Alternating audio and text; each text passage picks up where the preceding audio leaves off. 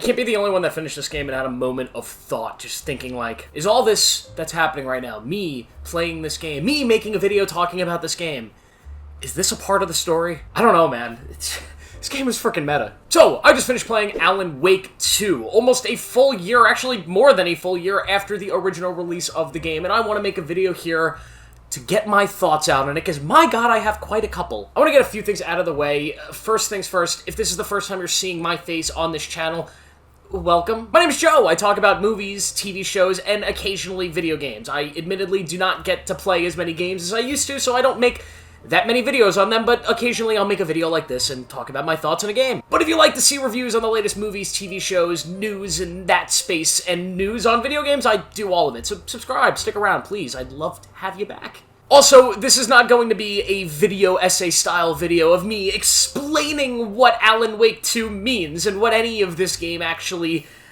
is supposed to be. I don't know. I'm not here to tell you what this game was about. I'm here to just talk about my vibes, my experiences, and maybe entertain you along the way. We'll see. But pretty much this channel is just, I'm a dude, and I document my thoughts on things with this channel. So if you're expecting a long, smartly written, scripted video essay about this video game, I am not that. Go watch IGN. Well, Alan Wake 2, it's the sequel to 2010's Alan Wake, a game that I did play all the way back in 2010, and I know what you're thinking. How old were you? You do not look very old, so you must have been a child when that game came out. Well, guess what? If you're thinking that, you are correct. I was only 9 years old, and I did play that original Alan Wake, and I did not understand any of it. Of course, why would I? It's a very confusing game, but I did have a decent time with it, and I've, faintly remembered the game over the years, never really wanting a sequel. It's never been like, man, I really need Alan Wake 2. And I never played any of Remedy's other games. I know there's a lot of people that love Control and Max Payne. Haven't touched them. I will after playing this game. But with the announcement of Alan Wake 2, I was extremely interested in this game, not because of my experiences with the original game,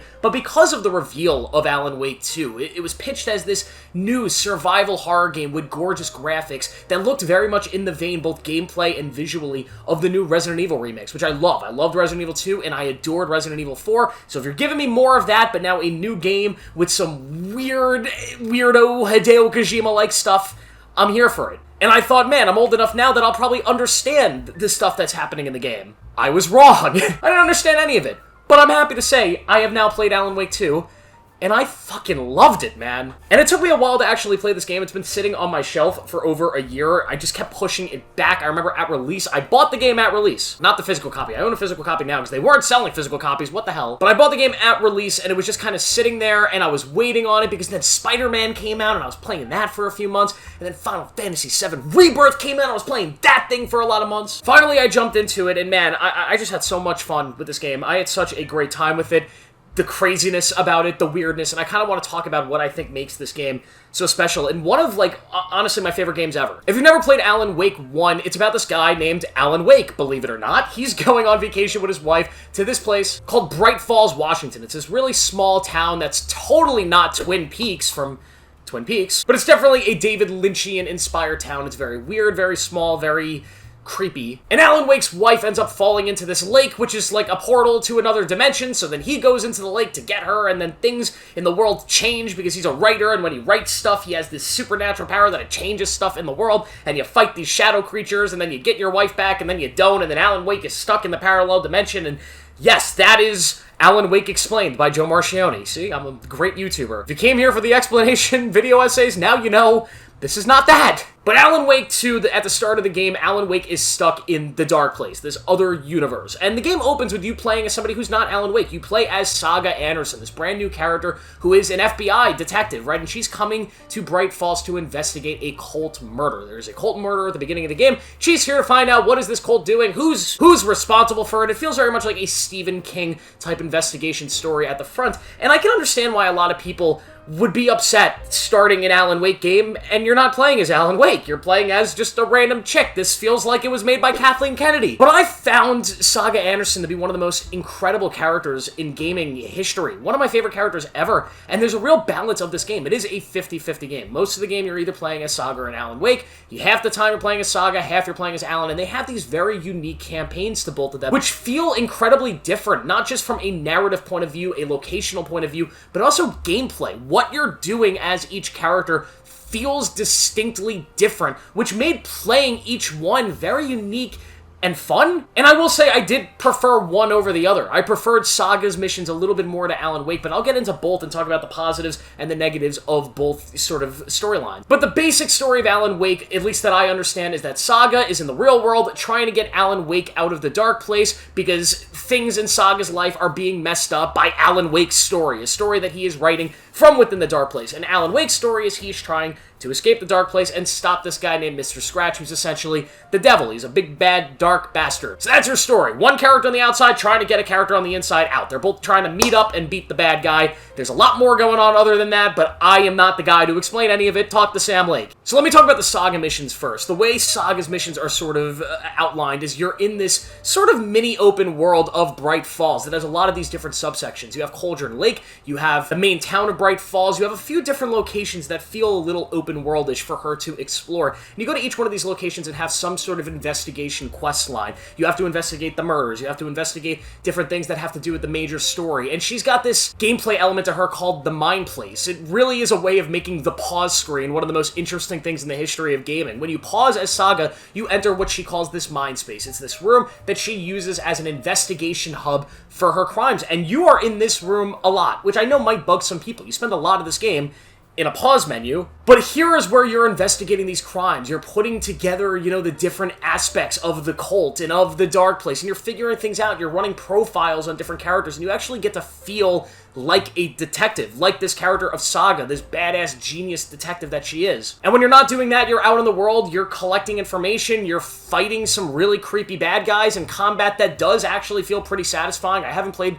Remedy's other games, but the one note that I hear in every other review is that they make some pretty good shooting combat. This one, it's a little hard, right? It's a little stiff, it's a little difficult at times. It's not as fast and fun as I've seen other games of theirs being, right? Just seeing from afar. Games like Control, but it definitely works and it feels satisfying when you get to shoot some of these bad guys and use your light to create weak spots. And you're traversing this world, and at times it could be creepy, but you're progressing through the story in a way that continues to be interesting. Yet again, the story doesn't make a lot of sense to me. It's very confusing and purposefully confusing, and you're playing as this character Saga, who also doesn't really understand the story, which definitely enhances the playing experience of this game. Playing as a character who also has no fucking idea what's going on and is very confused helps make it a more enjoyable experience for the player who has no idea what the fuck is going on and is very confused. Alan Wake's missions are a little bit different because he's stuck in the dark place, this incredibly weird alternate dimension, right? And his version of the dark place is this very large, explorable version of Manhattan. And you're essentially stuck in a loop as Alan Wake. So every new mission, every new chapter starts with him awakening in this TV studio. You escape the TV studio in a different way each time, and you have to go complete a mission somewhere in Manhattan. And his missions and chapters are very, very different. They're very creepy and lonely and sort of haunting. And his missions involve rewriting the dimension itself, rewriting the space that he's in to create sort of an environment that allows him to continue to progress. So you might be in a movie theater and have to rewrite certain aspects of like a crime scene in the movie theater and change reality. It's hard to sort of explain without actually showing you, but the actual mechanic of it is cool and very different from Saga's playstyle. He has his own version of the mind space where you're not solving crimes, but you're rewriting reality, which is very cool, and it's a very unique game mechanic. I don't think I've ever seen sort of adapted this way in a game before, and it made it for a very different player experience than the Saga missions, which is just so unique. Now, I said earlier in the video that I found Saga's missions just to be a bit better, and I think it's mainly because I understood them more. Yet again, you're in the real world, you're playing as a character who is experiencing this stuff for the first time. Alan's missions were a lot more David Lynchian. They were good. They were really, really good, but there were also a lot more backtracking in his missions that I found to be a little bit weaker. There's a little more combat in some of his missions, and I found the combat at some points to be a little bit distracting from the things that I really enjoyed about this game, which was the exploration and the horror and just the vibes. But I just found myself almost every single time I was playing as Alan Wake just going, what the fuck is going on? Even the amazing Herald of Darkness sequence, which I wish wasn't spoiled for me. I'm sure everybody's seen it at this point. I saw it at the Game Awards, which is what I was like, that's in the game? That's crazy. But yeah, it's wild and it's masterful, and yet again, the most Hideo Kojima thing I've ever seen in a video game. I swear to God, I'm waiting for Sam Lake to come out one of these days and remove his face like a Mission Impossible skin mask, and it's just Hideo under there. It's the only thing that would make sense after playing this game. But Saga's missions I just found to be so much more, there was more exploration. You're exploring different places like an abandoned amusement park or a nursing home, which, by the way, that nursing home sequence is one of the scariest things I've ever played in video games. It was horrifying. And this game is scary. It has a great way of building tension and just environmental horror. It's not, like, I don't know if I would call this a straight-up horror game, because there are long stretches of this game that play not really like that, more like an action-adventure-y type game. Maybe not as much action, but definitely an investigative adventure exploration game, because there are some missions in long stretches, it's not that scary at all. But when the horror comes, God damn it, it comes, man. That nursing home thing, you start that mission out thinking, this ain't gonna be that bad, you're just exploring a nursing home, and then, my God, man. It took me like a couple days to play through that. I'm not good at scary games, man. They scare the crap out of me, and I was jumping, man. Those jump scares, there are a lot of jump scares in this game that I will say are kind of cheap, but they're effective. So if you're, not a fan of jump scares, just know that going into this game. There's a ton of them, and I don't mean jump scares like things in the environment popping out. I mean, no, they literally flash shit on your screen to scare you, and it works. But I was just so immersed in Saga's story. The story of this person who did not want to be involved in this fuckery that's going on in Bright Falls, and she's been dragged into this, and her family's been dragged into this, and she's almost at odds with Alan Wake despite the fact that she's trying to save him. And where the story progresses and how the two stories come together is my biggest question playing through this game, is how are these stories going to organically come together in a way that feels satisfying, feels earned,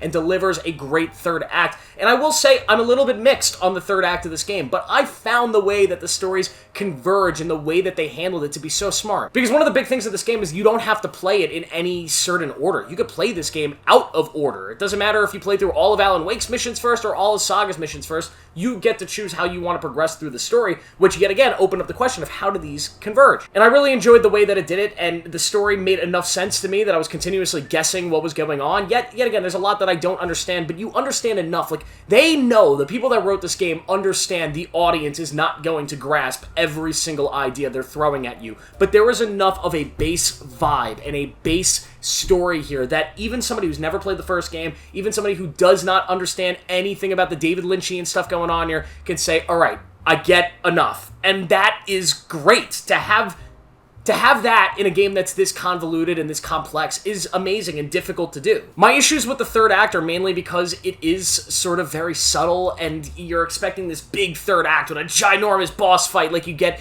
in most video games, but instead you get something much more cinematic and quiet, and very similar to, like, Inception, which I'm 110% sure they were inspired by with this ending. And definitely a lot of setup for a third game, which is a little disappointing in the sense that a third game, if this is movies, right, if this is TV, you might have to wait a couple years for it, but in the world of video games, it's like, we're teasing a third game that might take 10 years before it comes out, just the way gaming is at the moment. So it is a little disappointing to not really get a full conclusion to the story, and I understand there's like a secret ending or like another version of this ending out there somewhere where if you complete the New Game Plus, there's another cutscene that gives you more of a conclusion. I don't know if that's supposed to be canon.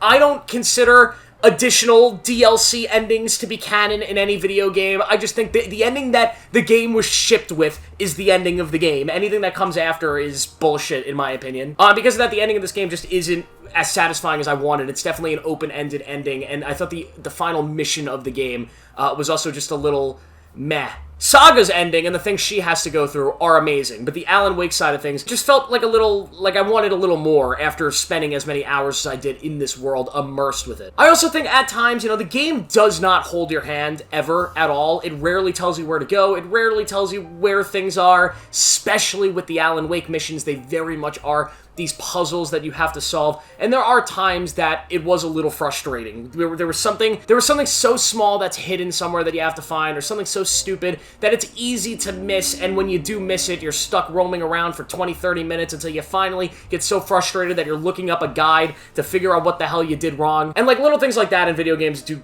sometimes bother me. They just add on to the playtime, and it just, I don't know, it doesn't feel as satisfying as maybe other players. It just never feels as satisfying to me as maybe it does for some other players. Yet again, a lot of backtracking as well, which I know bothers people. So there could be some frustration in the Alan Wake sections if you don't like those types of things. Even with the Saga Anderson, there's a little backtracking in some of them, but not as extreme. I felt like with her, I was constantly seeing new things, doing new things, and I was constantly satisfied by the discoveries you were making of her character and the progression of the story you were going through. As a whole, though, I'll just say, I absolutely loved Alan Wake. I loved every second of this. The music, the vibe, the atmosphere, the graphics, which, by the way, this is one of, if not the best-looking game I have ever played. The environments are stunning. The way they sort of create the sound design around the worlds that you're existing in. The characters are so amazing. The dialogue is weird. They are so immersed in their ideas of this David Lynchian weirdness that's going on at Bright Falls and in the Dark Place, and I love it. I love that not at a single point did Remedy try to backtrack on their own weirdness. They said, no, we're going to double down.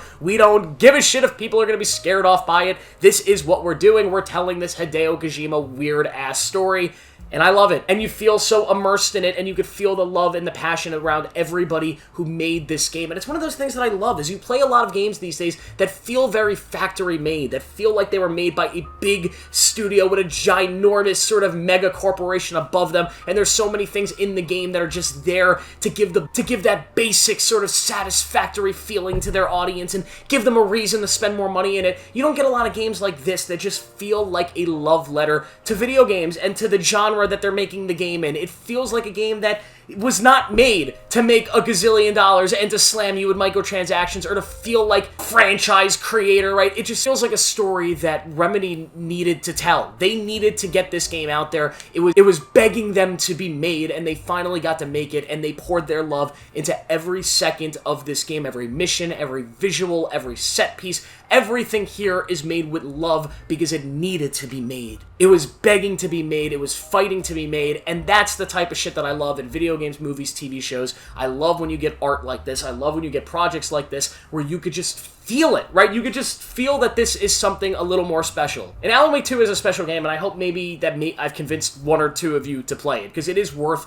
your time. It's worth your investment. It's a game that could be frustrating. It's a game that could be challenging, both in a gameplay point of view and also a story point of view. But I promise you, once you're in it, when you're in that moment and you're immersed by everything that Alan Wake 2 has to offer, that everything that Sam Lake is bringing to the table, I promise you, it is one of the most rewarding experiences you will ever have in video games. It's one of my favorite games of the decade so far, and my God, go play Alan Wake 2. I don't usually rate video games, but fuck it, why not? I'm gonna give Alan Wake 2 a 5 out of 5 stars and a ginormous recommendation to go play this game as soon as you can. What do you guys think of Alan Wake? Let me know down below. Do you guys want to see me talk about more video games? I'll try to play more, I just don't have a lot of time these days. But if so, what games do you want me to try out? I'll play different things, except no more horror games. I'm terrified of them. Thank you guys for watching. I'll see you in the next one.